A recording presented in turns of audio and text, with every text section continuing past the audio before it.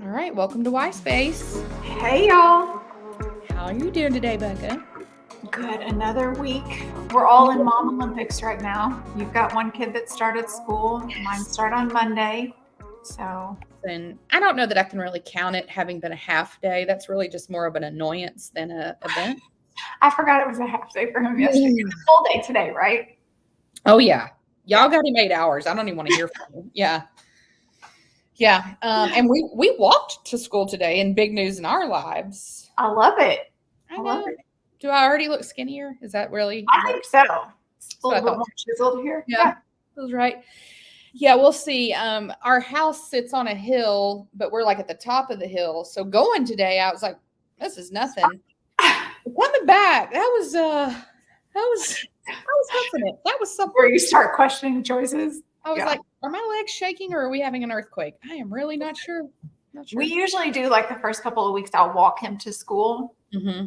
But then it's like all the moms that like curl their hair and do their makeup and look really cute. And I'm like, listen, I put a bra on today and I feel like we have won.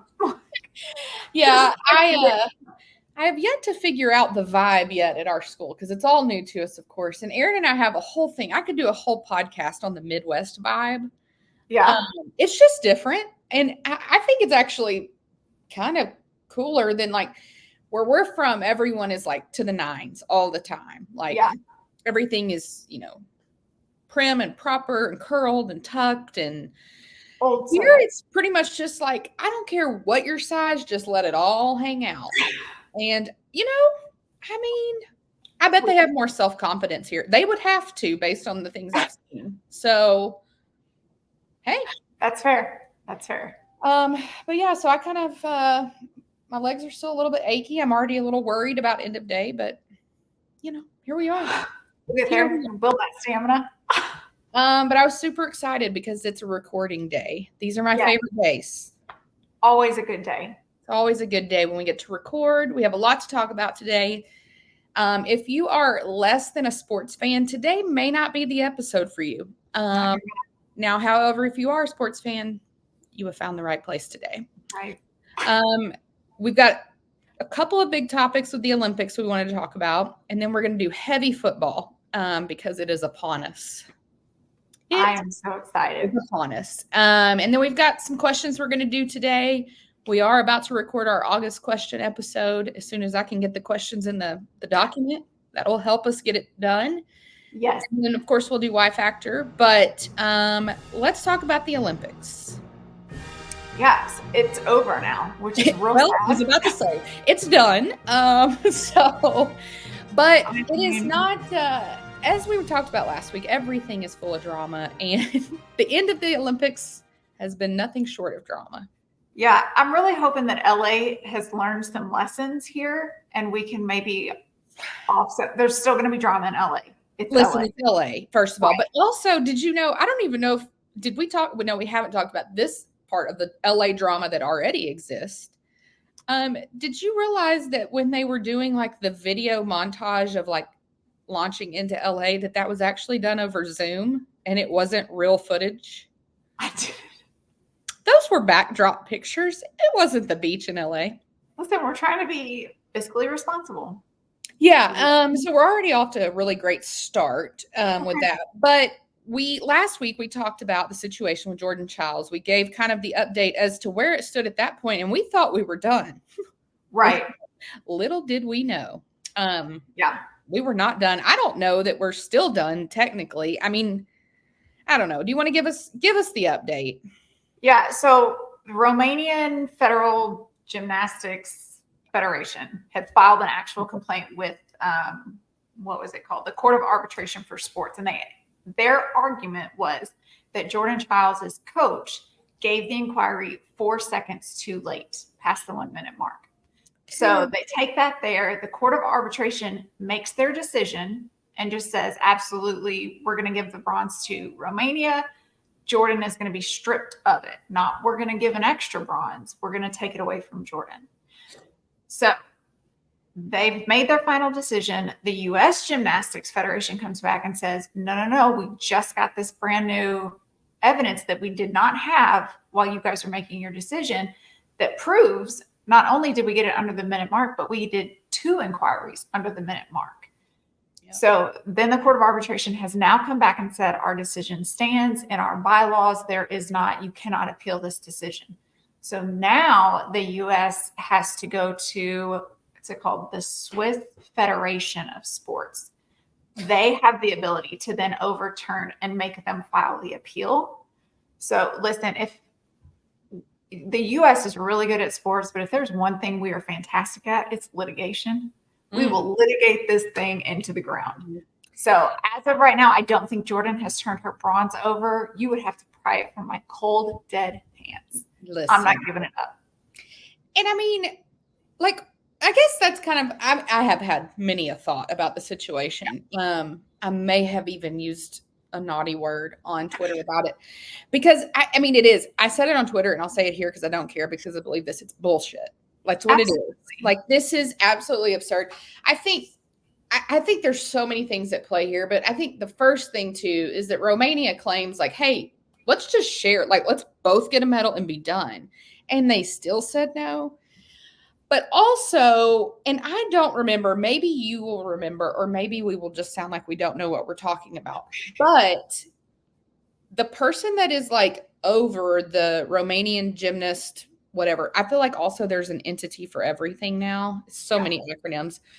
But whomever that is that's kind of been behind their side of it is, what's her name? Nadia Comaneci? Yes. She's a famous gymnast. Right. Which is also problematic, though. Am I right? Yeah. So the person that led the decision for the Court of Arbitration apparently does a lot of work for Romania, wins a lot of their lawsuits and things. As you do. Also is friends with Nadia Comaneci. So there should have been. Who did Nadia Comaneci, when she was competing, who did Nadia lose to? Was it a gymnast, a U.S. gymnast? Yeah.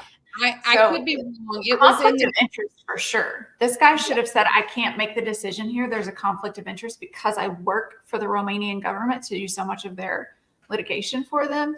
So there's a whole lot of issues. At the end of the day, what this boils down to is there was a judge issue at the Olympics. They did something wrong, not Jordan. This should have been handled. They should have gotten Jordan's score right the first time. Inquiries shouldn't have even had to have been made. So that should be on them, but you're penalizing all of these gymnasts involved. And isn't there actually, and I could be really talking out my butt now, but isn't there a third gymnast that's kind of a part of this, or that should have been, like something was wrong with her score too? So there were 2 Romanian gymnasts. One took 3rd, one took 4th, and then Jordan got 5th. Oh, okay. Yeah. The 3rd and the 4th one tied for their overall score, but the Anna B, whatever her last name is, her difficulty score was higher. So no matter what, she would have taken it over the other Romanian one. Okay. Yeah. So, and I think it's coupled with all the drama that we talked about last week too. Obviously, I mean, Jordan's family has put out pictures of their Twitter, the messages they're receiving, the racism, the whole thing is just sickening and it's just wild. Well, let's mark it for the first time. I'll say it in today's episode. People are stupid. And I don't know how this works. What if Jordan just says, screw you? Somebody going to show up at her door and arrest her because she doesn't give it back? Like, I saw it was on somebody's Twitter feed because they were saying like, Jordan just shouldn't give it back. Just keep it. And then somebody on that feed that had like a blue check mark had mentioned, like, I was an Olympian. I didn't recognize the name. No idea. I didn't dig into it, but said something similar happened and the other person had to give the medal back. And she was like, that person did not give the medal back. So this Olympian just got like a commemorative coin in place of it. And I was like, listen, I mean, I don't know. I don't know. I feel for Jordan. I think she was already like facing so much backlash of how it went down the day it happened. And then you couple it with all this. Some of the things that I have loved in this situation, as we always say about everyone should watch women's sports, I love that LeBron has been one that has come to her defense on every network, on every social channel he has, and just been like, you're the champ. Like you are the person. And so I know that doesn't give her solace. I know it doesn't erase everything that's happening. I don't think anything will. And I think here's the thing. Even if tomorrow another acronym decides that she gets to keep it, it's always going to be tainted to her at this point. And I think that's like the sickening part. But I also have to shout out our boy Flava Flav, because he said, I'm going to get you a bronze clock, and he's already had it made, and it's fancy. Yes. I mean, it is fancy. I'm concerned with the fact that now everything lives in the hands of something that's called the Swiss anything, because if you remember, people always say if you're neutral, you're Switzerland.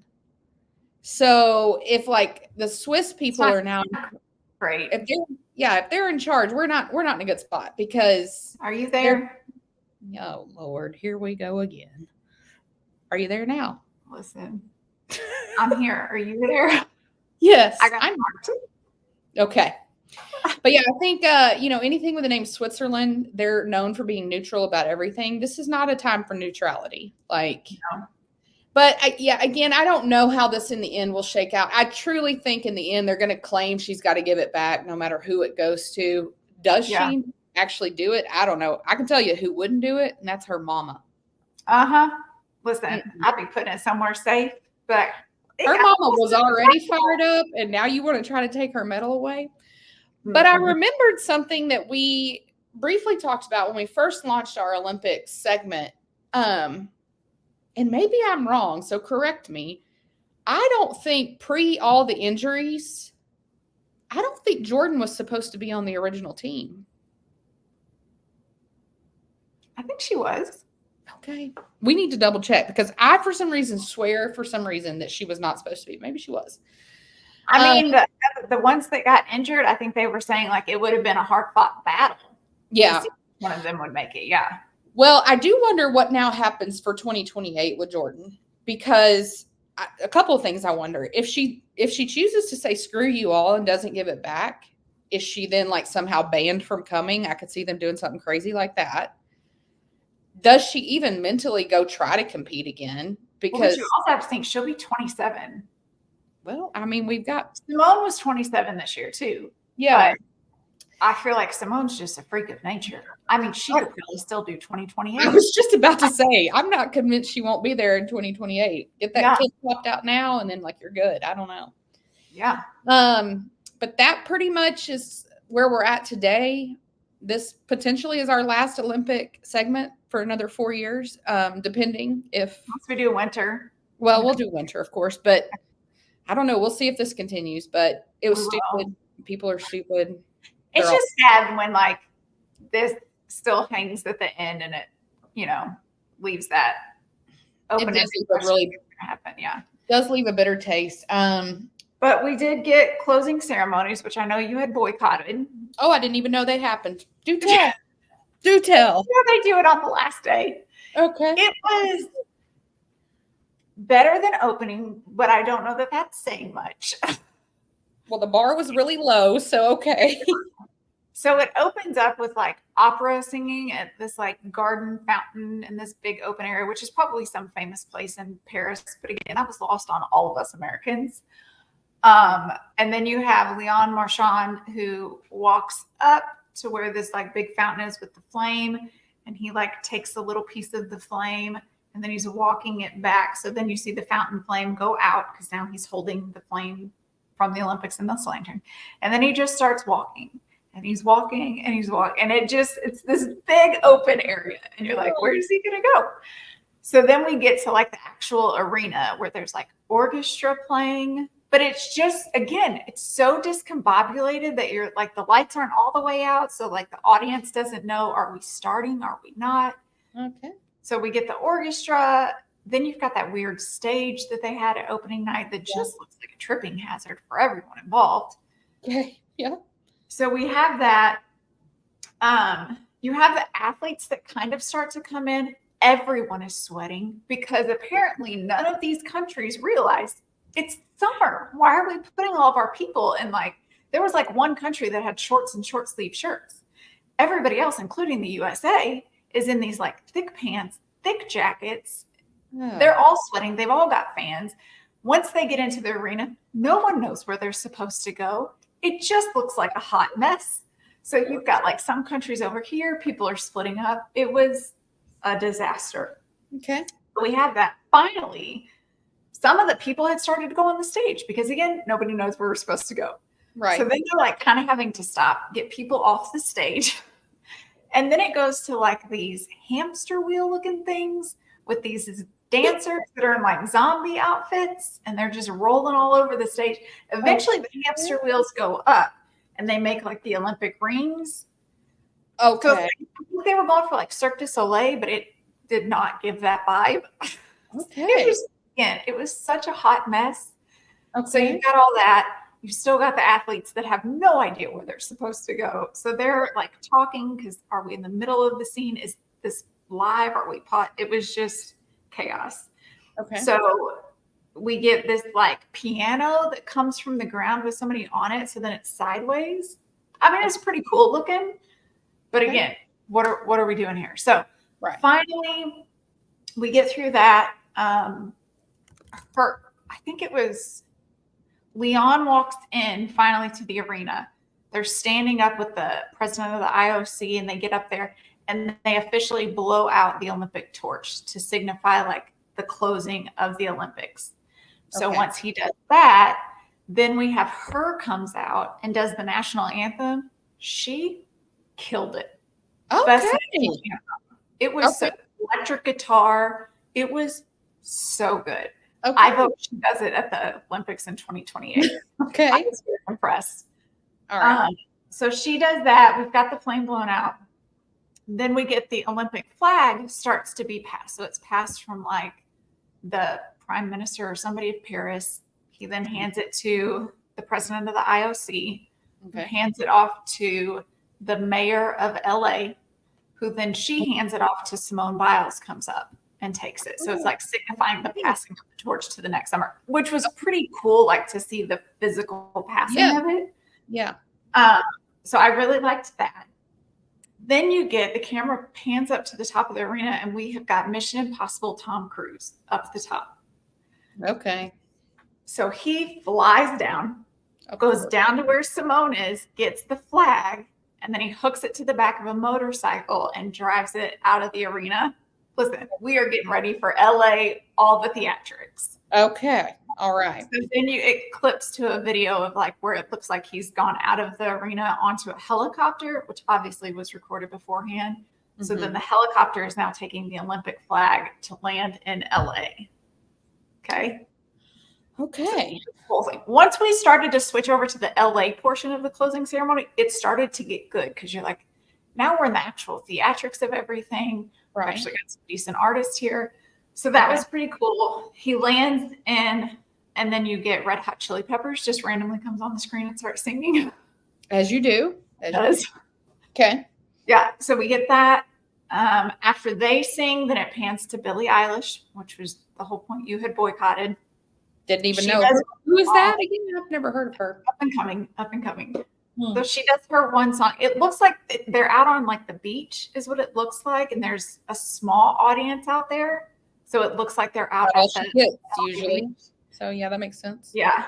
So then once she finishes, then we get Snoop Dogg and Dr. Dre singing. Oh, now I should go check that. Okay. I gotta find that. So then it kind of just like ends with them, and it's like the official. So, but then while all this is taking, so obviously this is all pre-recorded that we're watching on the TV. Mm-hmm. Okay. There's still people in the arena for closing ceremonies. Sweating still. Okay. What are they doing? Yeah. So it clips, like after they do the LA portion, it flips back to them. So you've got like half of the athletes have already started to leave because what are we doing? And it's hot. And you've got a lot of people in the audience that are trying to leave because what are we doing? Right. The ceremony wasn't over because then they have to open it up for the Paralympic Games. So you have like these 4 or 5 athletes that are on stage in wheelchairs and different things. And all of these athletes on the floor just leaving. It was not great. Yeah, that kind of has a bad vibe in general, probably then. Yeah. Okay. Usually when you see the opening and closing ceremonies, there's like volunteers that are down on the ground with everybody that are at least directing traffic and what to do and where to go. Okay. The volunteers that were on the ground at this closing ceremonies were literally just standing at the entrance because it didn't even look like they knew what you were supposed to be doing. So, and a lot of athletes also, remember, have already gone home. Like a lot of them don't stay for the closing ceremony. So it was already a smaller crowd. Well, I was going to say, I noticed on social media that Hunter Woodall, that we've talked about, he threw a huge party for Tara when they got back to Fayetteville in Arkansas, and it was so cute. But I guess they're just going to be turning around and going back for him to compete. I think he said he's got 2 weeks before he competes. I guess it would be 1 week now. Yeah. Listen, that's a whole thing. Like, that whole situation sounds weird to me, but it does excite me about LA because this is what I'm hopeful for. There is no place in the entire universe that should be able to pull off an epic opening ceremony like LA. Right? Like, you should be nailing special effects, celebrities, backdrops. Like, I mean, it should be out of this world. Yeah. So if they disappoint, I'm going to be real mad. Real mad. It's more fun with it being like on your home turf too. Well, yeah. So, but I think to have that and to have sports like football that will be there, I know, you should be having one heck of an audience for this. Now, did you see who is already lobbying to be the quarterback of the U.S. flag football team? Oh, I have not. I've seen a couple of players come out and say they want to be on it, but I have not seen a QB. Colin Kaepernick. Okay. I feel like we're not going to have him represent the U.S. I just, like, we're not done yet. I mean, like, I did see a tweet the other day where he was saying he still wanted to come out and play because he still practices. But I'm like, how old are you at this point? Yeah, I mean, we've got guys that have been playing literally every game of every season since he's been out that are not worth the positions they hold. Like, I just don't know that we're going to go full left field. He just seems more problematic than anything. I don't think any team's willing to take that risk. Yeah, it's too much. It's too much. Thank you so much for your inquiry, but yeah, we will not be moving forward with that. I do wonder if there is a way for us to get on the committee to help pick, though. We can ask. We could send an email to the IOC. Great. Another acronym, of course. International Olympic Committee. FYI, we're here. Like, I mean, whatever. We have a podcast. We can help. Clearly. We do have 33 listeners in Israel, so we know what we're doing, folks. We are a pretty big deal. Just saying. Well, it sounds like I didn't really...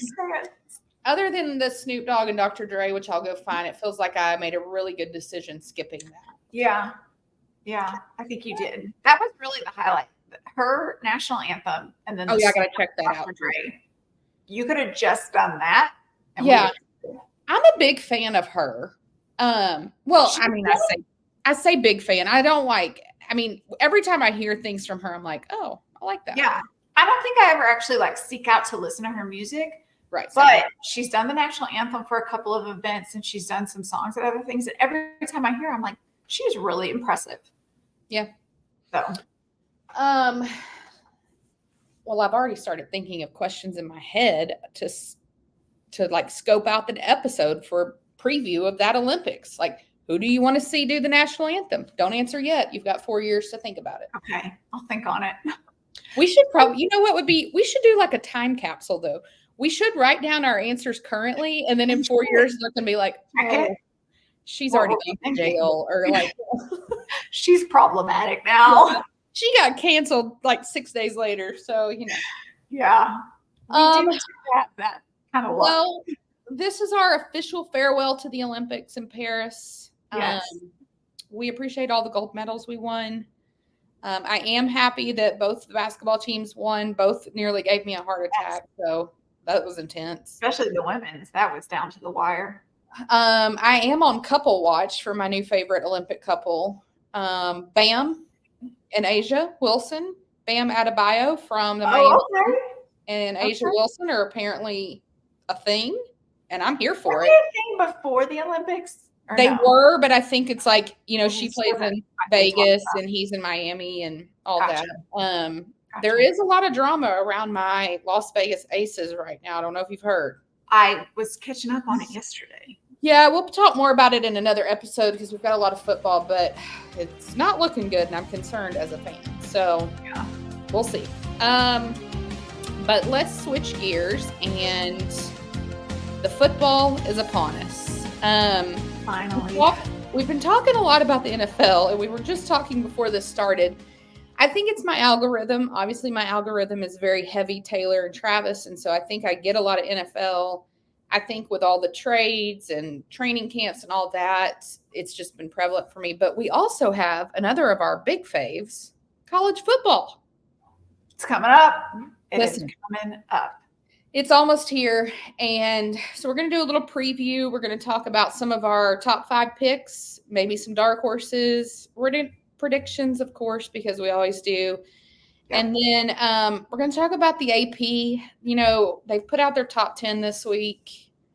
I don't know. Things feel messy to me right now. Yeah. That's how I feel about college football right now. As always, I'm going to blame the transfer portal. Yes. First of all, I don't know where you're playing anymore. I don't know who's on what team. I don't know what conference you're in. So who are you going to be playing against? I don't know. I was Googling who's in the SEC now. Well, you could just pick a team, and they probably are in the SEC now. That's essentially. Yeah, it's kind of out of control for sure. So let's start here. Do you have a top 5 for us on how you think? Well, I guess we didn't talk about this. Tell me your top 5 going into the season. So my top 5 going in, and again, some of these are based off of vibes. It's as you normally do, but go ahead. So I've got, and this is in no particular order, Georgia. Okay. They're going to be top 5. Okay. Alabama, I think we're going to be sitting at 4 or 5. I'm not saying number 1, and I'm not even saying championship this year, but I think we could sit at 4 or 5. Okay. All right. Ole Miss, I think we're going to see some upkick in them this year. Okay. Texas A&M, I think under their new coach, Elko, I think that's going to breathe some new life into them this year. Okay. So I think we're going to see them. And I also think for some reason, and this is my full vibe one, I think Tennessee's going to get up there. Yeah. We'll talk more about Tennessee. That's a pretty good list. So I guess this is on the same vein of you saying the vibe thing. Sometimes when we come up with these lists, and this is why I'm not a good football gambler, because I have a hard time picking teams that I just don't like. Yeah. I have a real hard time with that. Going into this is not one of these teams, but my number 1 is Georgia. I think historical. Yeah. Now, we do have a bit of a problem in Georgia, though. It appears that a prerequisite to be on the football team is you must get arrested at least once in the off season. Yeah, I feel like that's really been the vibe for a lot of these guys, and we need to regroup. So I'm worried because, I think Georgia could make a run, but are we going to have enough players? What are we doing? So I'm concerned. Kirby needs to rein that in real quick. Now, this second one is where I have, and I don't know that this is particularly in order for me, but I loathe the Ohio State. I will never pick them. But I had to pick them. I know. I hope the worst for that team. I feel as awful saying it as you feel hearing it. But man, I do have them there. I just don't want it to be accurate. Well, I've never wanted to be wrong more. Okay. I also had Ole Miss. We'll talk more about Ole Miss, but I just have a feeling that there's something there. Now this next one I feel weird about as well. So I'm gonna say Notre Dame, and I feel weird. Oh gosh, I know. And if my friend Stephanie's listening, don't be mad. Don't hate me forever. But here's the thing. Stephanie, you can hate. That's hateable offense.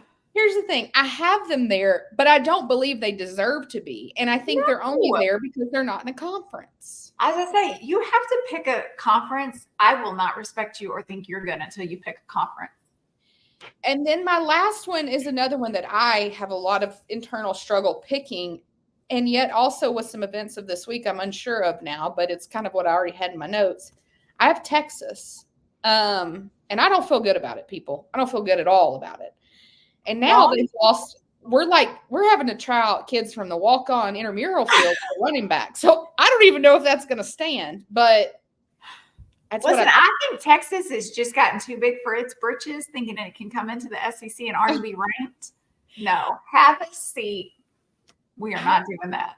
I don't know. I don't know what's going to happen. They have had injuries muck at running back. And like their starting running back was in the Heisman talk. He's done. Now the backup is done. So I don't know what we're at now. Like, I guess they better go open up that portal and see if anybody wants to come in. Now, I wonder, though, at Texas, when you get hurt like that and have to miss the whole season, do they take your Lamborghini back? They should. I feel like they should. It's like they should move you to like a Maserati. At that Just go be a student with the peons. Yeah. Yeah. Do you have a dark horse for the season? I do. So I have two. I picked one that's in the Big 12 and one that's in the SEC. Okay. So for my Big 12, I'm going UCF. I just think this is going to be Coach Malzahn's year. I see it coming. That's right, it is. Yes, it is. Didn't they get in their quarterback? Didn't they pull him from Arkansas? Yeah. Yeah, we got KJ Jefferson. And listen, you will never miss betting on Gus Malzahn. We got to clean up the defense a little bit because they struggle against the run game. But I think they've got a shot to be a dark horse this year. So I'm excited about watching them. And then for my SEC, I'm going to go – I don't think it's a super dark horse, but I'm going to go Texas A&M.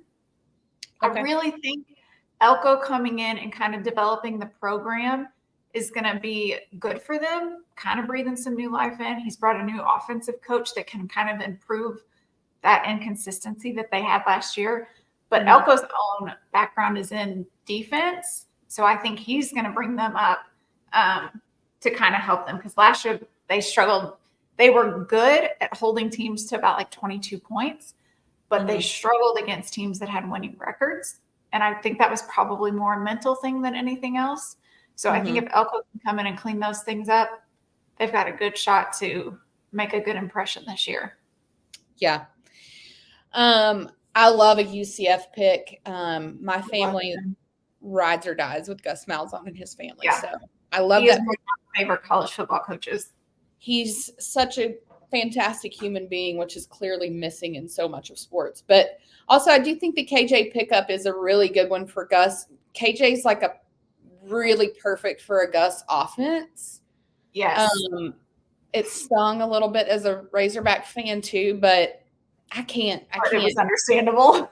I can't blame him. I don't think. I mean, I wondered how he felt though, leaving and then getting Bobby Petrino here. But I don't know that KJ and Bobby would have gelled well. So I think it's better that Bobby's starting with a new quarterback who seems like a cool guy. He was super nice to Judd, so I'll go with that. I love the UCF pick. I'm surprised I didn't think of that. I actually went with Tennessee though. You mentioned them earlier. Okay. I'm going to tell you that I've got Tennessee as my dark horse to even get into the potential like college football playoffs. I don't think you're too terribly far off. So they've got, Nico, their quarterback. He has a lot of letters in his last name, and a lot of them are A's and E's repeated a lot. I got nothing. No. Yamaleva? Good. I'm just going to call him Llama Llama. I think that's good. Listen, this dude, he was a 5-star recruit. And when he signed with Tennessee in 23, getting a 5-star recruit quarterback to go to Tennessee, that was a stretch. So, right. I mean, props to him. He must have seen something, right? Yeah. He only got to play a little bit, but he really, he got the start in the Citrus Bowl. And I feel like coming in and getting the start in a bowl game gives you a lot of experience in one quick game. Yeah. I've seen too where they think that this Tennessee offense compared to the like offense that Tennessee had in 2022 when they were scoring like a gazillion points, they think that this offense could be on par with that. And if that's the case, they really could outscore a lot of the teams on their schedule. And so I just think that there's a chance. Now they do have some challenges ahead. I mean, right. Georgia, clearly. Alabama, I think, is still a challenge. But I think that their other challenges, see, I think what happens is you get those big games on the schedule like Georgia or Alabama, and you're like super psyched for those games, right? Yeah. And it's always that team that you're like, whatever, it's just this next game. They've got Missouri, who is nothing to slough off. And I just worry that in games like that, like, is Josh Heupel going to have them ready? So a lot of this to me rides on him and how prepared he can get them. But then also Texas and Ole Miss. Mm-hmm. I mean, there's a lot there. Their line, though, I think their offensive line, like the best in the entire SEC is a guy that's returning on the defense. And then the problem, though, is what it is with every freaking team in the SEC is the secondary. I feel like you always hear about lately, you always hear about the defensive line or a linebacker, but like secondary, you don't have those big names that we used to get, like Tyrann Mathieu and people like that. Right. So I don't know. I worry about that, but they do have, to me, their schedule, though it is loaded, their road games are against Oklahoma and Georgia. The Georgia thing, you got to go to Athens. That ain't good. That's you get Alabama and Florida in Knoxville. So that will help. I'm just saying, there's a lot to get through to win the SEC. Yes. But they're my dark horse contender. Okay. Do you have a championship prediction? I do. So I'm going to go for championship this year. I'm thinking it's going to be Georgia and Ole Miss is who's going to end up. A whole SEC. A whole SEC. Okay. Not even giving the benefit of the doubt to anybody else. Nobody gets a chance. Okay. What is your – so – I think Georgia's going to play with a chip on their shoulder this year because they got so close last year and literally had one slip up. Yeah. So I think they're going to play really hard. I think Lane Kiffin is going to do everything he's got to get Ole Miss into that championship game to play the best and try and beat them. So I really think we could potentially see those two. Okay. So that means one of them, though, will have lost the SEC championship. Well, I didn't mean to disappoint you, but I know. That's how it works. I don't want to think about it. Okay. I think Georgia. If I'm going to pick, I think Georgia would. You think Georgia would lose the SEC championship? Yeah. To who? You think? Okay. I don't know. Okay. We're not going to go there. I don't think about it. You know, another team that we haven't talked about yet is USC. That's not a team I ever keep up with.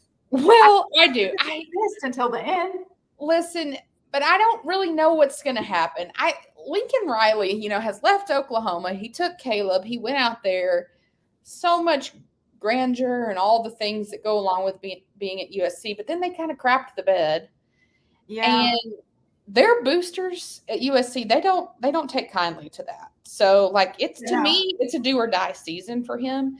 And I was reading the other day that their players, I forgot what the number is. It's some crazy number. They put on X amount. Like the entire team, I think, must be on steroids. Like they all went from wee little to He-Man. It was 1,000-something pounds. Yeah, I was gonna say it's some crazy number, and it's not like they all just got fat. Like they all are hulked out.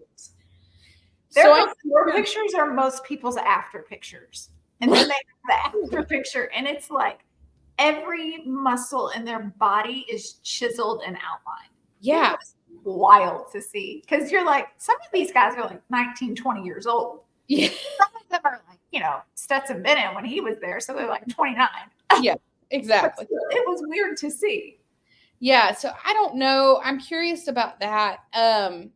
So you're not going to be happy, okay? Okay. I went Ole Miss, Ohio State. As long as Ole Miss wins. I went for a gamble here. I just feel like the other shoe has to drop with Georgia at some point. And I feel like at some point Lane has to get ahead. And if there's a season it's going to happen, I don't know. I feel like with Jackson Dart, kind of where he is with his career, I think Jackson could be at the top of the Heisman talks. I think that has strong potential. Especially if Ole Miss does do a lot of winning this year, I think that will really catapult him, especially because a lot of the other names have gotten hurt. So, right. And I know there's a lot of people that aren't huge Lane Kiffin fans. I really enjoy him. He just shoots from the hip. You don't have to guess what he's thinking. And I'm not here to judge his morality. No. You do you, sir. I don't care. I'm here to focus on the job that you were hired to do, and that's what I'm judging you on. Yeah, so I mean, I don't know. I think that's a total wild dark horse pick to make it to the championship. I don't think it's a wild dark horse that Ohio State makes it, and I hate it. I promise I do. But I want them to be embarrassed this year. Embarrassed. And who else is going to be embarrassed this year is Colorado. Well, so I was just about to bring them up. Now, you heard about who their new defensive coach is, though. Is it Sapp? Yeah. And you know what he said? Didn't he have to go finish his college degree in order for Deion to hire him? I'm pretty sure that's why this is his first year, which I love that. They asked him something about it yesterday, and he said, well, listen, I didn't see much of their games last year. I was like, oh, he doesn't know the dumpster fire he walked into. You don't know what you're getting. Yeah. Listen, I can't take that team. It was fun to ride for them at the beginning of the season. Was it last year when we were like, okay, like maybe he's doing something here. But then you realize at the end of the day, they're all playing for them and not for the team. And I just can't get behind that. No. No. And the fact that they on their jerseys, they had their Instagram handles or their social media handles. I was like, so here's my thing. You basically got rid of your whole offensive line last year because they didn't protect your son. What happens this year if somebody gets in and they still aren't protected? Because at the end of the day, I don't know that it's talent that's not protecting him so much as we'll show you. Well, it will be interesting because it will be interesting to see what Warren does as a coach just in general. But also they have like three of the biggest names in the portal for defense. So, I mean, they've got some big recruits. But, I mean, they had the players last season, too, and couldn't do anything. So that's where you have to assume it's got more to do with personality than talent. Yeah. So it will be interesting to see. Some other teams I'm interested to see what happens. Did you know, I saw a fact yesterday that I found interesting. Florida State under Mike Norvell. Did you realize that not one player has been arrested in his tenure? Listen, put that on your resume, sir. I'm just saying, Georgia, if Kirby moves on, he may be your option. Listen, it could help. But that's an actual impressive stat. Well, because Florida State used to be synonymous with a lot of legal issues, too. So I thought that was interesting. You know, I'm interested to see what happens with them. They were so close last year, even though a lot of people thought it was a bit of a fluke, and then the quarterback goes out, and then they don't make it. I don't know. I'm interested to see what happens with them. I'm interested to see. A lot of people think Oregon's going to be back. I just can't stand their coach. He annoys me to the nth degree. Listen, I feel like every team I have brought up so far has really sent you. What it is, he went on Pat McAfee, and the more he talked, I thought I could just do without. He's just so cocky, and I'm like, I don't know that you have enough of a resume to be that cocky. I'm interested to see what happens with Oklahoma State now that like Oklahoma and Texas have moved on. But like, even if they make it far in a run, like who are they competing against? Utah? Right. Like, I mean, no offense to the Utes, but like, I mean, whatever. Your Missouri Tigers, I could see them doing really well again this season. We lost a lot of players graduated, so I'm interested to see kind of how we come back. We had a great year last year, so I'm hoping they can keep that momentum. You still got Coach Drink in there, so we'll see how they do. I'm hoping for the best for them. What are you thinking about LSU this season? I don't keep up with them at all. Okay. Well, they're still playing. Their name came across something. Yeah. And I was like, oh, they are still a team, aren't they? Well, I don't, they haven't been on my radar at all since Jaden Daniels graduated, but I feel like that's kind of LSU for you. Like they'll cycle through people and still come back. So I'll be honest, the last time I kept up with them was when Burrow played for them, and that's been a minute. It has been a minute. Slim Shifty and his blonde hair.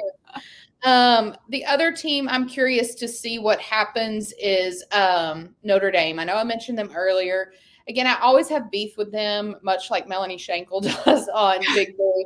they're not in a conference. Like, you can't commit, and it irks me. Also, how is that still allowed? Well, it's, It feels weird. Like, I feel like you have to be in a conference. Touchdown Jesus, they get by with everything. But it allows them to make a run every season because they're playing like the blind school. But do you find it interesting who is not on our radar is Clemson? Okay, so I was thinking about them last night when I was going through some of my notes, and I was like, typically they would have been towards the top of the list, but because Dabo Swinney for a while, they were like, he's the next Nick Saban, and then nothing. And it's so weird because like they're still getting a lot of recruits, a lot of talent. Like, I don't understand. I guess I don't understand what's happening. I feel like he's got much more of like an old school coaching mentality. So he's not going to play into the NIL and all of that stuff as much. And I do wonder if, because you don't have the drama and you don't have all of that big stuff, if maybe people just aren't talking about you. Yeah. You're still getting good recruits, but you're not getting the top recruits. Yeah, we did get a question. I don't even know who this person was, but somebody did ask us in our questions what I thought was going to happen with the Razorback football team this season. Listen, we're just going to pray for them. I think they're going to play this season. They'll show up. Listen, I don't know. Arkansas fans, like, listen, all we know to do is just set ourselves up for heartache year after year after year because we don't really know another way to live. We've not won since 1969. So it's been a minute. None of us were even alive. But, everyone's like, oh, we have Bobby Petrino. Well, we've had Bobby Petrino before. Right. It didn't. First of all, that imploded or motorcycle. It's just still the head coach. Yeah. And I love Sam Pittman. I want him to be this coach that could deliver the wins because he's such a lovable human, but he is just not a good coach. Like, I just don't. And I don't know that they can do as bad as they did last year. They could surprise us. Listen, let's not tempt fate. I'm wondering if maybe there's like with some new players coming in, maybe some new life is breathed in. The problem with Arkansas is going to, we've talked about this in my complaints about the transfer portal and NIL. Arkansas has boned up. The state itself and our very, very wealthy people in Northwest Arkansas have boned up, and they are throwing a lot of money at the NIL. But the problem is they're throwing it all to the basketball players because we got John Calipari, which, I'm in. Like, if we can keep any sport, I'm good with it. But we can't even keep in-state talent for the football team, and that is a coaching problem to me. Yeah. That is those are kids that are saying, like, listen, Sam Pittman was so fantastic when he came to our house and we ate steak together, but he can't help me win a championship. Right. So, I don't know. I'm going to say that we win 5 games. Okay. And that to me is a stretch, and that is just disheartening at best. Yeah, it's tough. We are potentially going to go to the Arkansas-Texas game in Fayetteville in November. I don't even know. We'll see. If we're going to see our friends. It is not to see any good football. That's all I'm saying. Okay. But I think that's where we're at right now with college football. There's so many really good matchups. But we did want to talk about the NFL because we've been talking about it. Lots has been happening. I did make another trip to training camp. You did? How was that? I have to say the vibe was completely different than the first time. Really? How so? Now, we went on Monday, which was, what would that have been, 2 days after the first preseason game? Okay. Yeah. And obviously the Chiefs lost the preseason game, and people were, of course, on Twitter like, burn it all down. They're not going to win a game all season. Y'all, we've never won the Super Bowl without losing the first preseason game. So we kind of needed that to happen. Yeah. Also, like, y'all, seriously, calm down. Like, we were playing like second, third string. Like, we're just trying to see who needs to make the roster in a preseason game. But we did make a very monumental mistake in the first series by getting Hollywood Brown hurt. That was real stupid. Yeah. Not great. Looks like 4 to 6 weeks. Just, dear Jesus Lord. I'm curious to see this weekend in the preseason game if the starters will play at all. Surely to God not. If they do, I will be Because pissed. I feel like we should have learned our lesson here. Listen, I'm gonna be real pissed if that happens. So yeah, the vibe was different. I will say it was rainy, it was drizzly, but there was no energy, like absolutely zero energy. Normally they have a DJ. I don't know if every team does, but there's a DJ on the field. He has a whole booth. Normally they're kind of like dancing around when he's playing. I mean, nothing. I wonder if they were just, I mean, that's the first time you've played in months. Like, yeah, I don't know if they were tired, but I'm talking about guys that played 2 snaps were like just done. dragging. I mean, I'll be honest, Travis looked like he hadn't slept in 7 weeks. Okay, I saw a picture of him walking onto the field, and I was like, my God, you look like you've aged a couple of years just this last time. He looked good, but he did not look his best. Like, he looked rough. Okay, here's what it is. It's that hair. We cannot grow our hair out if we're not going to fix it. And Patrick has said he tried for years to get Trav to grow it out, and it took Taylor to finally grow it out. It's not the hair. The hair is not bothering me. It's this right now. It's the facial hair because it's. I never like when he does the stash for training camp and all that. It's not my favorite, but I don't mind it when he does the stash and everything else is very clean shaven, but the outside is growing in, but the stash is cuts to make a house call. Yeah, it's not good. I'm just wondering if, she'll be back, Tuesday probably or so? Yeah, we got to get that all fixed up. Yeah, he was dragging. I think he played, they did what they call 10 tens is what they call it. So they do 10 sets of plays and switching players in and out. I think he played 1, if that. Rasheed, however, was like lightning fast. Like nothing was different. As he always is. Yeah, he was kind of the only one. He and Patrick was very dialed in, and Xavier Worthy was off. He missed a bunch of catches. Pacheco, I don't think he did anything. I saw him on the sidelines doing stuff. It just was a weird vibe. I wonder if it's just like we're to the point, like everybody just wants to go home. Yeah, it ends tomorrow. Let us practice at our own facility. Yeah. I didn't realize they go back to training camp after the preseason game. I guess in my head, I thought we did our training camp. Now after preseason, we'll go back home and let these guys get some actual rest that's not on an old dorm bed. Yeah. Play at our own facility that we have access to. Yeah. So Thursday, so that's when we're recording is tomorrow is the last day of training camp. Then they've got a preseason game Saturday. We'll see. I don't know. It was a very different vibe. Okay. So that happened, but let's talk about some divisional leader predictions. We've done this a little bit, but we've worked our way through some injuries, and there's been some big ones. I feel like I jinxed a lot of people when I said there hadn't been. We're just never going to talk about it again. Yeah, I'm done. I'm sorry. Yeah, yikes. It's not good. I think the most disappointing one for me is yesterday, JJ McCarthy with his knee. I'm hoping that they caught it early because he had mentioned he just had some discomfort Monday. Well, I saw this morning they said it was a torn meniscus. Yeah, and they were saying once they get in there, they'll be able to see, is it a quick repair or is it a complete tear? Because that will also determine how long he's out. But, you're playing for a team that you potentially were going to be the starter for because they still aren't sure. But who's it up now? Sam Darnold? Yeah, good luck. He wasn't looking great at practice, throwing some pick sixes. No, yeah, I guess we'll see. Do you have, now that we're at least one preseason game in, we have gone through a slew of injuries. Yeah. Some starters are becoming a little more clear, even though final rosters are not done.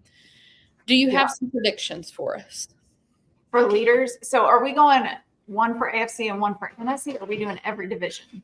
I just went AFC, NFC. Now, if you have more, we can talk about it. We can do just one per. So AFC, I'm obviously going to give that one to the Chiefs. Yep. Okay. I think we're going to see them take. NFC, I'm going to go Detroit Lions. I really think that Dan Campbell is wanting to push them, and they had a great run last year. So I think I could potentially see them. But on the NFC, you've got the South and the West division that I just feel like those are throwaway areas. Yeah, it's just competing with, East and North. Yeah, I have the same. I do think it's going to be the Lions. We talked about this via text yesterday, and the 49ers, they have been getting hurt left and right. Now, there's not been as many big names. I mean, Christian McCaffrey has had a calf issue. I think they're just being overly cautious with him, which I think he had that last season, though. Yeah, and as you should be with him. I don't think these starters should be – I don't think they should be playing in these preseason games. I think it's asinine, but, whatever. But you mentioned yesterday you think the 49ers are going to implode this season. I'm saying what are your thoughts? Complete vibe. I think losing your second Super Bowl to the Chiefs within a few years span, I think that's taken a ton of life out of them. You've kept George Kittle, who, yes, he's still a good player, but he's the Travis Kelce of that team. He's old. I mean, his shoulder keeps popping out of socket every couple of plays. You just can't depend on them as much as you have in the past. I think Christian McCaffrey is still a great player. I don't know that he's going to be able to put the numbers up as much this year because, again, he is beat up. We still have the calf injury. He still had some things he played through last year. And I think that they just have so much that they want to prove that they're pushing beyond those injuries, and then you're going to end up doing something that costs you the rest of your season. I also don't think Kyle Shanahan mentally can get past that loss. And I think he coaches with that mentality of, maybe we could get to the big game, but we can never win it. Yeah. I just think they're going to self-implode. Yeah, I mean, I could totally see that, and I wouldn't be sad about it. And Bosa, I'm always never going to want a team to win that's got Bosa on it. Of course you're not. Now, you didn't go with the Bills, obviously, for the, in the AFC, because we're clearly going to I picked them if I was picking all the divisions. I picked them for AFC East. So you do think they'll have a successful season? You don't think they're going to implode? No. Okay. They're my dark horse for the NFL this year. Oh, okay. Well, you just jumped right to the next bullet point. I did. We'll jump back to your divisional ones, but. Well, no, I mean, I had the same divisional picks. I mean, I don't know. I have said repeatedly, I'm curious to see what happens with the Eagles. I am too. I've seen a little bit more of like Jalen on social media and stuff. Yeah, I'm wondering if he's back. Different. We'll see if that means anything. The only thing I can think is I think we finally have some separation between he and Nick Sirianni, which I think was much needed and a good thing. And so I feel like Jalen's kind of back. I think if Saquon can stay healthy, I don't know. I'm super curious to see. I do think like the absence of Jason Kelce and Fletcher Cox is going to be big to see those shoes having to be filled. But, not just position-wise, but also leadership on the team. Well, that's what I'm wondering. Like, I'm wondering, like, who's stepping up? Does Jalen finally be the leader that he – See, that's kind of what I'm wondering. Is Jalen realizing, now I've got to take the lead? I think he took a little bit of a step back because Fletcher Cox and Kelce were so outspoken and had the respect of the team. So maybe he didn't have to step up as much as he thought he really actually did. It'll be interesting to watch. The other kind of, this is not my pick for a dark horse, but my other thought that I have in the NFC is Green Bay. Okay.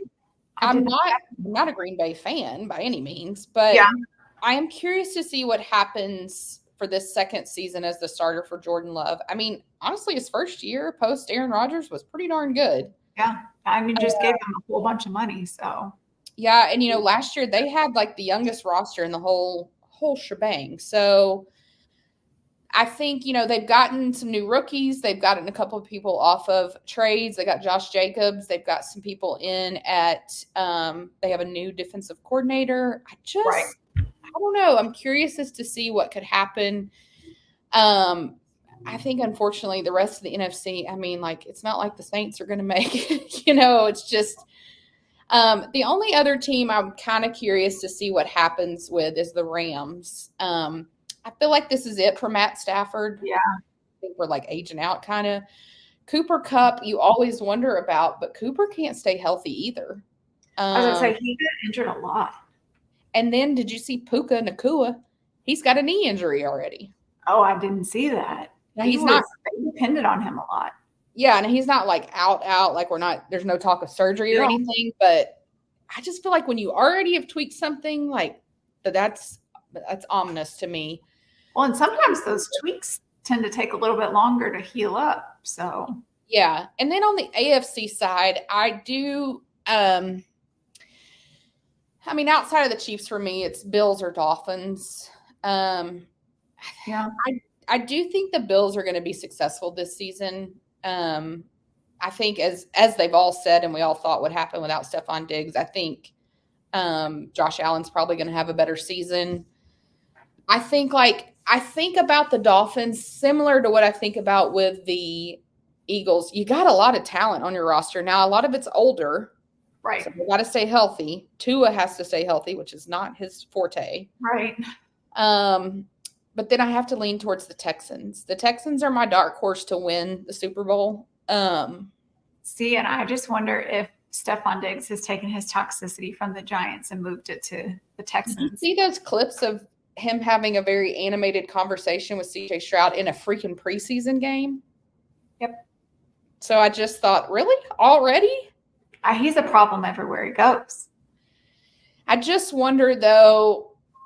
I just wonder what's going to happen. Yep. Speaking of people switching teams and things being crazy, what is going to happen with Brandon Ayuk?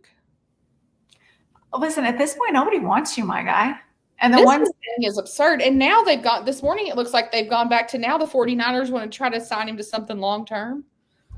Y'all are stressing me out. But then, 2 hours ago, it said they had the framework in place with the Steelers. I can't keep up. But here's the thing. He keeps saying he wants to be traded, and then they've had a couple of deals come to him, and he's like, yeah, but not there.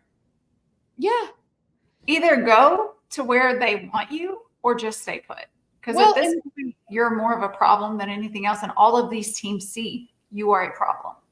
Well, I did see a list yesterday. It was the top 5, forget what, was it prima donnas or something, whatever word, for the NFL. And he was number 2. Stephon Diggs was number 1. Well, there you go. 3 was, 4 was Aaron Rodgers, and 5 was George Pickens, which I was like, I don't even hear that guy's name. I didn't even Tyreek. For sure.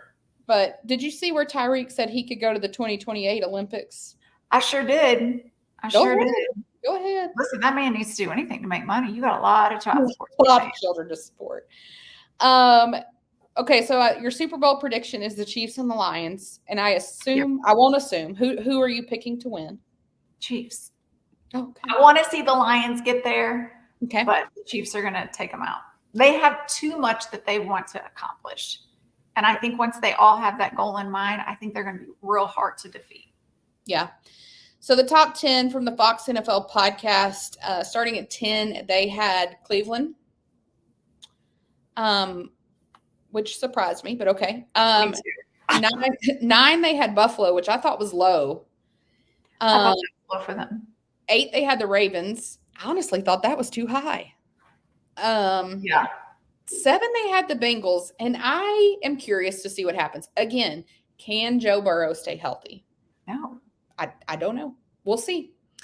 6, they had the Packers. 5, the Texans. 4, Eagles. 3, Lions. 2, 49ers, 1 Chiefs. I always wonder when they put these preseason things coming out, is 1 and 2 always going to be who was in the Super Bowl last year? I think it has to be. Because that's kind of how that looked. But yeah, I was surprised they had the Bills that low. Mm-hmm. I was surprised they had the Browns in there. I was going to say, I was surprised the Browns even made it on there. But I don't ever think about them, so that could be potential. They still have Watson? Is he still their supposed? I mean, I haven't heard he's been arrested, so yeah. I mean, I guess so. The Bengals are an interesting one. I mean, you've got a lot of talent. Can it stay healthy and can it work? I don't know. Talent's not proved anything yet, but you do have talent. I don't know. The Chiefs' season schedule is not great. Starts out real hard, and we're obviously going to be without Hollywood, which is fan-freaking-tastic. I'm really hoping that the Chiefs go out and sign Juju. He's available now. He's been cut by the Patriots. And I know people are like, but he got cut by the Patriots. Yeah, that doesn't mean that he doesn't have talent. Yeah, they haven't made the best choices. And he knows the Chiefs' offense. So why would we not go get something like that? Yep. I would rather them do that than go get CeeDee Lamb. Yeah, I think Dallas is going to make something work for CD. I don't think he's going to become available. Well, I'm not sure. These guys that keep holding out, sitting out, missing out, not being a part of your team, I'm just not interested. No, I do think CD went back to training camp this week. I do think he showed up. Which I think makes him look like an even bigger ass, in my opinion. He still look like a fool, but. Yeah. We're about to have our fantasy football draft. Our draft is at the day after the last preseason game. I think it's like August 27th. Yes. If you could pick your top 5 draft picks, and so you don't have to worry about the snake draft and like who's got whoever, like you get to pick your top 5 people. Okay. Who do you have? I'm going Patrick Mahomes for quarterback. I won't get him. He always gets picked. That part doesn't matter for this. I know. But then I've got Justin Jefferson, Isaiah Pacheco. I'm going to Sam Laporta. I think for tight end, I think he could get some points this year. And then Harrison Butker did not steer me wrong last year, so taking him again. Another kicker. Okay. Yeah. So, yeah, I went Patrick for sure. I went McCaffrey again. I had him last year, rode him the whole way like a horse. It was fantastic. I wanted to go Justin Jefferson, but, you have to have someone throw you the ball. That is true. And that is problematic. I'm just saying. Uh-huh. So I went Rashee Rice because I'm also banking on the fact that he can't. I don't think they're going to penalize him, suspend him. Not at this point, I don't think. Yeah, I think it will be towards the end of the season, so hopefully I'll be so far ahead at that point. I also went Sam Laporta. Okay. Listen, guys, of course we want Travis. This is probably not enough to get you points on fantasy. He's my fantasy, but not fantasy. There's a difference there. That's a different podcast. Yeah, that's a whole nother can of worms. And then I went with, who was my 5th pick? Oh, I actually went with 2 running backs. I went with Pacheco as well. Oh, okay. I think that's a good one. Yeah, I'm still debating my strategy for this year's fantasy football. I like that you're thinking about that. I usually go on vibes and make a decision right before. Well, I have tried many a thing. I have worked well, but I went several seasons starting my first pick a quarterback, and then I went several seasons starting with a running back. So this year I don't know yet. I don't know what I'm going to do. Do you have a dark horse that you think you could get a lot of points out of that you could probably get in a 3rd, 4th round? Ooh. I think some of these rookies. Yeah. I think you could probably get a lot of points on some of these the quarterbacks. Yeah. My dark horse pick is actually Jaden Daniels. Okay. That's not a bad one. I mean, I don't even know exactly who he's throwing the ball to. It might not matter. He might be good enough that it doesn't matter. Yeah, I mean, that's kind of what I was thinking. We'll see. You have someone you think we need to stay away from? I put Christian McCaffrey. Well, that is a ballsy choice. So please tell the audience why you feel that way. 49ers in general, just because it goes with I think that they're going to self-implode. I think we're going to see more injuries of the bigger players once we start the game. Mm-hmm. You had a lot that had some surgeries over the off season. Just building back up that stamina and getting them their bodies back to where they are. I don't think they're going to give the points that they typically gave. I also don't think you're going to get very many points if you pick Burrow. I just don't see him doing well. He has not proved enough, I don't think. Yeah. And then this one is really more as a note to myself. Don't pick Bryce Young. That's not going to go well. Listen, I think we probably should instate a rule that you are not allowed to pick anyone from Alabama because your feelings get too into it. It's just a thing. They do. The vibes always lean Alabama, and it's in fantasy. I don't have that problem as Arkansas. Like, what are you, Hunter Henry? Like, ain't nobody to throw him the ball. So, I really want to go Derrick Henry pick. I'm on the fence on what I think he'll do this year. I never know what to do with the Ravens because it's like they win a lot, and Lamar can get you a lot of points because he runs and he throws. But you never hear about him until the very end. Yeah, and he can stay healthy. I don't know. I went with 2. I actually went with George Kittle. George had to have that stomach surgery in the off season, like some kind of muscle in his stomach. That doesn't bode well. But also, he's lost weight, like he's slimmed down, and I do not think that's a good choice. No, and he's still got that shoulder thing he battles. So I went with George Kittle. I also went with Tyreek Hill.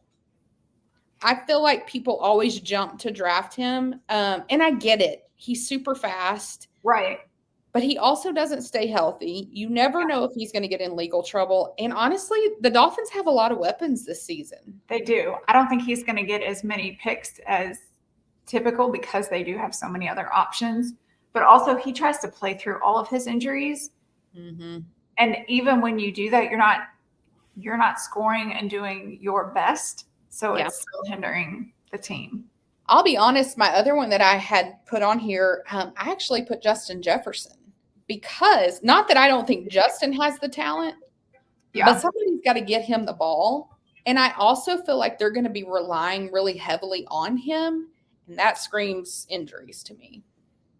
And so I don't know. I mean, listen, if Justin Jefferson's available to me in like the third round, I'm going to take him. But I don't even think he'd make it that far. We play in a, what do you think about Amon St. Brown? How do you think he's going to do this year? I keep seeing, I think he's going to have to do more now because Jamar Gibbs is hurt for the Lions. That ain't good.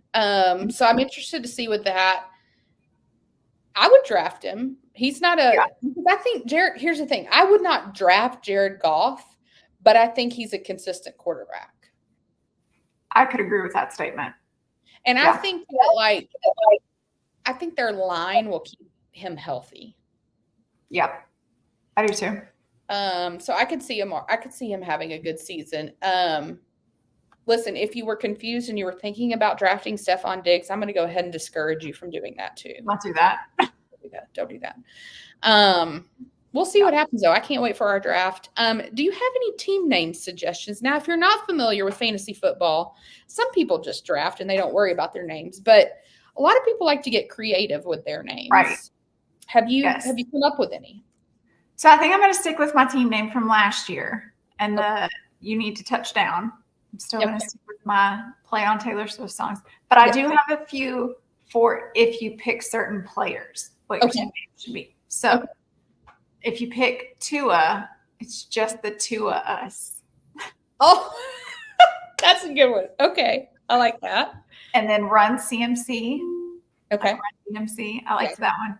And then if you're going to go Xavier Worthy on your team, then your team name should be We're Not Worthy.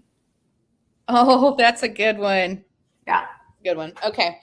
I'm sticking with mine. I've been riding this name for probably 4 years now, rolling with my homies. It works for you too. Listen, I feel like it's fitting. It's just going to have to stick. But I did some research because I'm just not that creative, but I saw some that I thought were fantastic that I thought I would share. Okay. There's one that annoys me to no end, and it's that Hawktaw lady. She makes me want to gouge my eye out. But I did think one was funny. It was Hawk Tua. So if you combine Tua and TJ Hawkinson, I thought that was funny. I like it. Then this one I thought was really cute too. For Puka, it was Nakua Matata. I think that's so cute. I like that. And then if you're a Saints fan, so for my best friend Megan, and actually her daughter Jarrett is joining our league. Okay. They are huge Saints fans, and they've got Chris Olave, the Olave Garden. That was hilarious. People are so creative. And then for Jamar Chase, 30 seconds to Jamar's. Yes. Yeah, I know. I think some of these are great. Yeah. There was one other one. Where is it? I love it when people come up with the creative names. It just makes it fun. This was the other thing I was going to bring up, and I kind of forgot. Mm-hmm. Breece Hall, the running back for the Jets. Okay. Now, we have talked about on here that a lot of people think the Jets are going to be fantastic this year. A lot of people are stupid. We've talked about that last year too, so clearly they don't remember. Let's see this. Let's predict this. Do you think Aaron will stay healthy the whole season? No. I'm giving him 4 games. Okay. I don't know how long it's going to take, but there's no chance. But everybody's like talking about drafting Breece Hall. They're talking like running back wise, McCaffrey, Breece Hall. What? I don't see that at all. I don't understand, but there were tons of names for Breece Hall. And I just was like, wow, everyone is doubling down, and I do not understand. Yeah, we're missing something there. Pacheco gets so little credit on those lists. It's insane. I just do not understand. Yeah. Interesting. Okay. We'll see. That's what we've got for NFL. With the football season starting and the Olympics ending, we will have an official football segment every week. We're still trying to figure out what that's going to look like. Yeah. But it is upon us. Are you ready for some questions? Let's do some questions. All right, I'm going to start with the first one. We have not had Taylor talk today. We haven't. Missed it a little bit. Right. Next week, we should probably have a lot of Taylor talk because we will have wrapped up the European tour with five shows in London at Wembley. God willing, and the terrorists stay away, that will happen. And we don't really have any updates on that. We've recorded. Yeah, I don't think we've had any other arrests since we've recorded. No real other details. No statements from Taylor Nation or Taylor. We know she's in London. They had a tour party, and she kicks off London tomorrow. I think so. Yeah, the 15th. Well, yeah. we're recording. Yeah. So, I mean, Godspeed and protection to everyone going. It's still London. There's still riots all the time. I did see they're not going to let people congregate outside of the stadium. Yeah, which I think is completely wise since again, if we had copycats, they were wanting to drive through a crowd, and that's definitely a crowd. I did see they're not going to be allowed to bring balloons in, which was not a thing at the two shows I went to, but had become a thing in Europe where they were lighting up balloons during Willow and holding their phones behind it. So it was like they all had their own glowing orbs. So I thought that was kind of sad for them. Yeah. But as someone who volunteered for the PTA this week, I had to help put together a balloon arch. And let me tell you that no less than 38,000 balloons popped. And so I'm kind of glad they didn't, because that is like a PTSD for someone who's never even been in a shooting. Yep. So we can do that. Yeah. So I was like, oh, it was really cool. But yeah, that wouldn't be good. Now there are some rumors. As there always are. There are some rumors that potentially Reputation is going to get announced in London. I'm not even going to invest energy, but Nicole has a question. Nicole said, how would you like to see Taylor announce Rep TV if it's real? Am I right, Becca? You right, Nicole. You are right. Okay, listen, we know Rep TV is real because she herself has said in the Time magazine article that the vault tracks for Rep TV are fire. So we know but that doesn't say that she's for sure going to release them. Oh my God. Okay. All right. Well, I'm going to let you start. How would you like to see her announce Rep TV? So I want to see her announce on the very last show of the Eras Tour at the very end of the show. In December? Yeah. Okay. I just want a screen to pop up that says Rep TV release date, Debut TV release date. That's it. Because I love the poeticness of her finishing the biggest tour of her lifetime. Mm-hmm. And then at the very end, she takes back her name and her reputation. I always will think that would be the coolest move for her to make. But the other part that I really love is because that doesn't follow any Easter egg that anyone is guessing.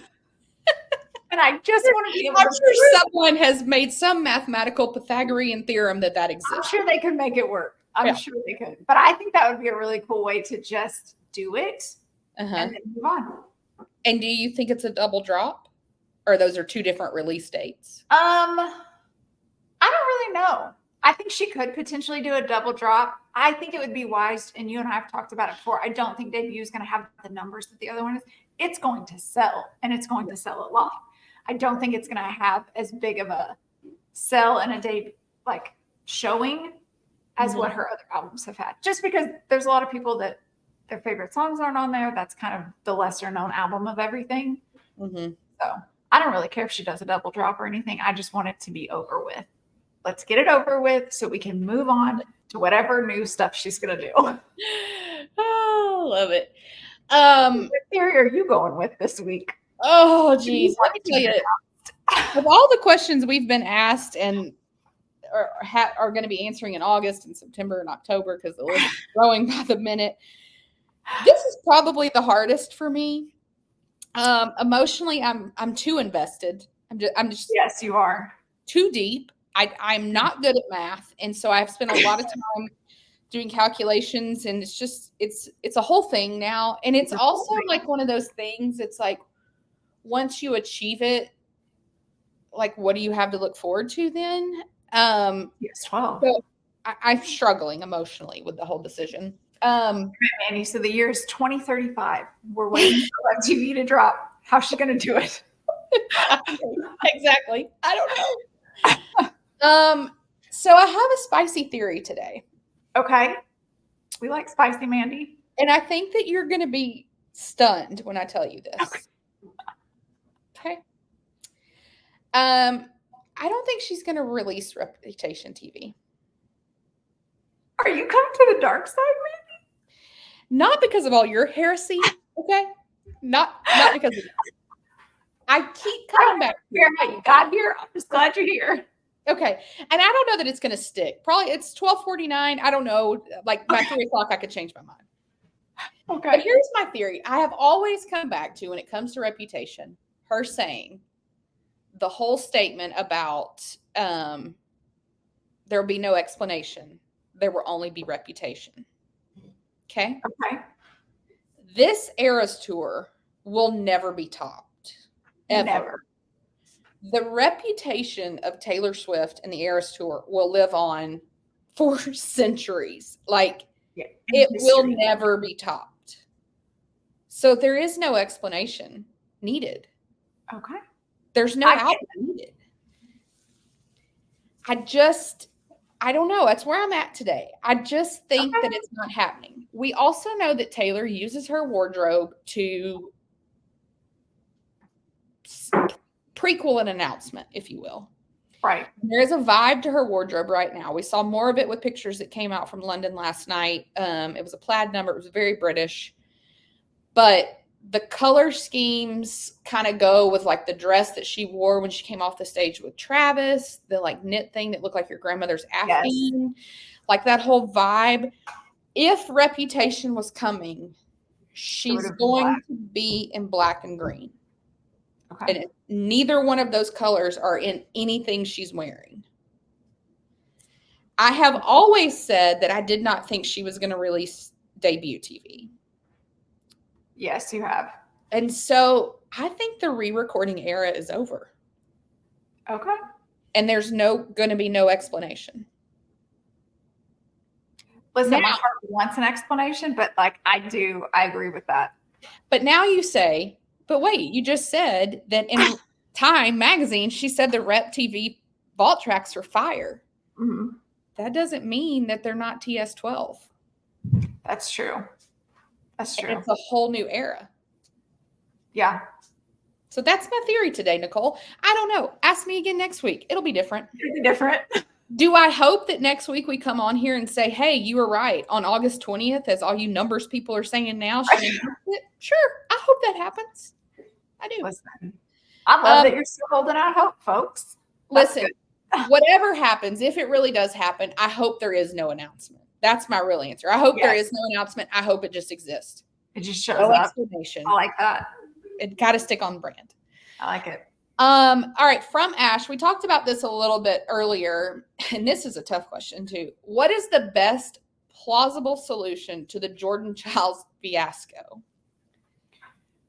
What are you going to say? Well, I really so my best case is Jordan earned it. She keeps it. That's it. End of story. This is on the judges. They made an error in scoring. She scored higher than the others. Best case scenario, she gets to keep it. Worst case scenario, they make her share it. But don't take it away.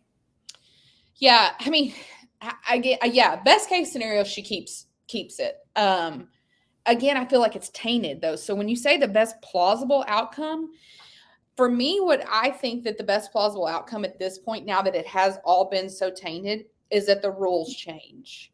I hope because of this, they make some kind of epic change to this whole system that prevents this from ever happening again. Yeah. I agree. And I hope they call it the Chiles rule. Like, I really do. I hope that they because there's no amount of groveling or anything that could fix this for her. Right. And so best plausible outcome, I don't know. I hope that that it never happens again. Yeah. And I mean, as far as the Romanian girl, do I feel sorry for her? Yeah. I mean, sure. I feel sorry for everyone who invests their whole life into something and they don't win. Well, I think where I feel sorry is the moment that she thinks she's won. You're up on the stage with your flag, and then all of a sudden you look, that's embarrassing. Yeah. I feel bad for her for that. But again, that's on the judges. That's not, she shouldn't be mad at Jordan for that. Yeah. To me, the best plausible outcome is something changes with the judging and all of that. I think it's asinine that for every other competitor, they get, 4 minutes to inquire, and the last one only gets one. Why? Just because they were last? That's not right. It's the very end. We're trying to wrap up. Yeah. I mean, I get it. Time's of the essence, but no. Okay. From Steven, and he gave us a graphic, which obviously we can't show you because we're talking to you, but we can talk through it.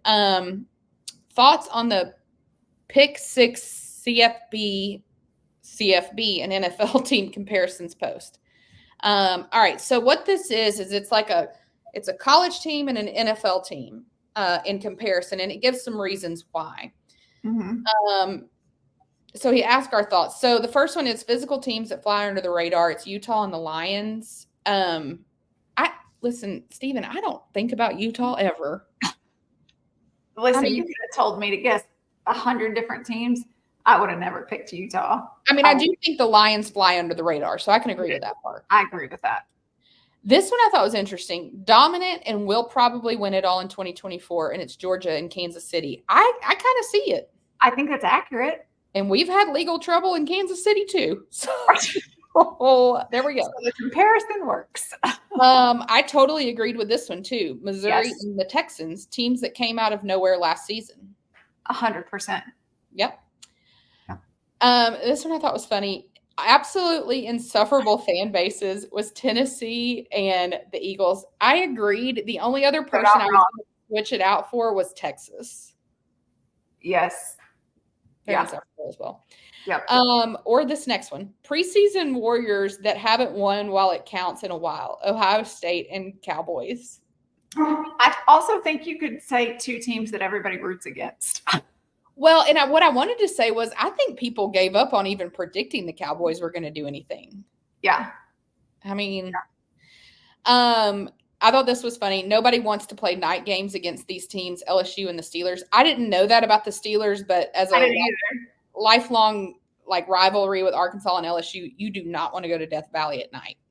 Yeah, I can see that. I didn't know about the Steelers, though. Talented teams held back. I think this is supposed to say back by a complete lack of a defense, but it doesn't have the word by. So. But it's USC and the Chargers. I guess I just didn't really have a vibe either way on this. No. Again, two teams we don't necessarily follow too closely. This one made me chuckle so much. Led by diva QBs that nobody really likes. This was the best comparison of them all. Colorado and the Bears, and you are spot on. Spot on.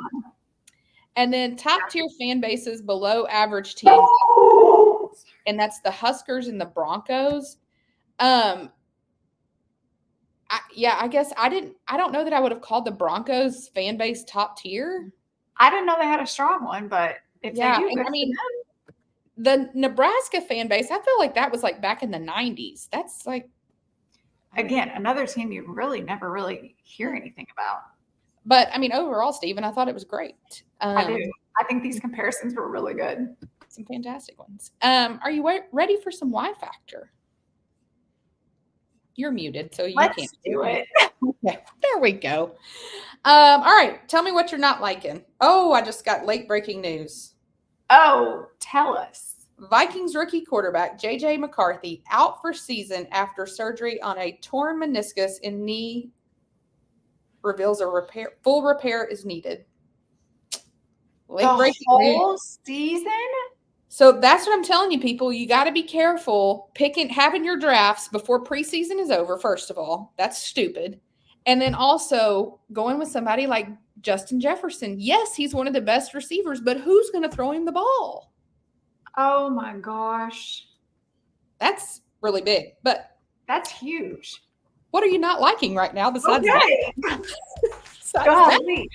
All right. So what I'm not liking this week, I got a bone to pick with Amazon Prime. Uh-oh. What is happening to this non-existent 2-day shipping anymore? Yeah, that's a farce now. Part of San Antonio, we have massive warehouses here. Right. A lot of the times I can order and 5 hours later it's on my doorstep. Okay, yeah. But recently I've been putting in orders that are like, yeah, it can be here in 1 day, 2 days. You get to pick. And then I pick and it's like delayed 5 more days. Mm-hmm. Listen, I'm still always going to pay for my Amazon Prime account. Oh. But I'm getting a little annoyed, Mr. Bezos. I think fix this. I think Aaron would totally agree with you. He ordered I told you how he ordered the supplies for this tea that I love, the London Fog tea. So he got all the supplies from Target, not from Target, from Starbucks, what they use. The cinnamon liquid, it gave him a shipping date of like 7 days away from when he ordered it. He was like, that's so annoying. Guess what's still not here? Stop. That was a minute ago. It has been over a month. Yeah. Good. Not happy. Yeah. Amazon, I'm tired of him using the powder. You can't live this way, Amazon. No, it is so highly of them, and everybody uses them. It's a real letdown lately. It's a real letdown. I think he's focused on his yacht, and maybe he's forgot about his company. Listen, I mean, as could happen. Yeah. What are you not loving? Katy Perry. Okay. I can get behind that any day. She's put out another song. Lifetimes, I believe, is the title. Mm-hmm. It's terrible. It's not looking good. She's not charting well. I don't know if it's karma because she used Dr. Luke or if she's still stuck in the early 2000s with her plastic bikinis. The whole album is trash and we've only heard 2 songs is what I can tell you. It's not been a good look. It is. Woof. I'm out. Yeah. Okay. What are you loving though? Okay, what I'm loving this week, now that my head is above water or past the Olympics, I can start focusing on things that have gone to the back burner. Okay. I got caught up on Hard Knocks off season with New York Giants on HBO Max. So obviously, I'm pretty sure that got released a minute ago, but just now getting caught up. I had watched the first episode and it just didn't pull me in. And so I put it off for at least a month. But I think it was yesterday or the day before. I watched all of them. I think there's only 5 episodes. Mm-hmm. It was so good. I am now a huge fan of the GM. I love him. I love his family. I love that on draft night, he told his kids, pick who we're drafting and made them pick their own charts and let them feel a part of it. Yeah. But just how you get to see all of the players in the behind the scenes, I thought it was actually really good. And again, the Giants aren't a team that I typically follow. There's not really big players on there that I tend to care about. Yeah. It was very good. So if you haven't watched it, obviously we've got preseason with the Bears that's out right now. So I'll start that next. But the off-season one's been really good. Yeah, I'm interested to hear more about the Bears one. I feel like that's going to be an interesting vibe. I really enjoyed that one when they walked through the whole trading of Saquon Barkley. Yes. I thought it was really interesting to see behind the scenes of it and kind of how all that it's interesting to see how it all plays out. I mean, it is a business. And so it's very, very cool. All right. What are you loving this week? So I bet you were wondering when I was going to bring this up because pre-show we talked about that we needed to talk about this and I would figure out a way to work it in. Well, it actually worked out because I already knew what I was liking this week. Okay. I am loving when celebrities and famous people talk about mental health issues. Yes. But with an asterisk. When they actually talk about it and you can see their real life struggle with it and not when they start a foundation like Harry and Meghan. Okay? Just saying. Woo, so I'm talking this week specifically about my queen, Blake Lively. So obviously, we talked last week about the drama with It Ends With Us. It has not ended, but it apparently does not end with us or anyone. It has continued, but I think it's become just glaringly obvious that something has happened that has with Justin Baldoni and the cast is 2 separate entities. We talked about it last week, but it is clear. I've seen all you people on Twitter that think Blake is behind all this and that she's at fault. sure, whatever. Yeah. Y'all just kind of look stupid when like literally the whole cast and Colleen Hoover are all with Blake. Nobody is with Justin. This dude I think it's easy to pit Blake against it because she's the other main character and the biggest name in the movie. So people are like, well, it has to be her. And, you know, I've seen the people that have said, well, Ryan swooped in with all his money to get Blake's edits done and whatever. Well, you know what? Authors like Colleen Hoover, like, well, not anymore, because now apparently all of her books are becoming movies, which, again, I cannot go on a tirade about because it will really infuriate me. But authors like Colleen, before all of Book Talk blew up for her, need people like Ryan Reynolds. So don't fault somebody for supporting something that they believe in. I think that's stupid on your part. But I say all this to say, Blake has talked a lot about she has really, really bad anxiety. And I'm somebody that has always struggled with anxiety too. So I've always appreciated that she's talked about that. But a lot of people talk about stuff. It's another thing to see it in action. And it's another thing to see someone like Blake Lively, who seems to have everything and have it all together. You can actually see in a lot of interviews that she's done in the past week, you can see it front and center. Yes. And I actually love it. I'm sure she looks at those interviews if she looks at her own stuff. And she's probably mortified. I would be, because that's just how I think people with anxiety are. Like, we don't want the world to see it. Those are some of my favorite interviews she's done because I can actually see it. And she did a thing the other day. She's on the cover of the September Vogue, which I'm not up on the fashion. I didn't realize being on the cover of September Vogue is like the it thing. Okay. But apparently it is. It's like the highest peak. And she talked about how Anna Wintour called her and said, hey, will you be on the cover of Vogue? And she was like, oh, you know, I'm really shy. And, you know, I can't do that. And Anna was like, well, it's Baz Luhrmann. And so she's like, oh, I'm in. I didn't even know it was going to be the September issue. She just always wanted to work with him. Yeah.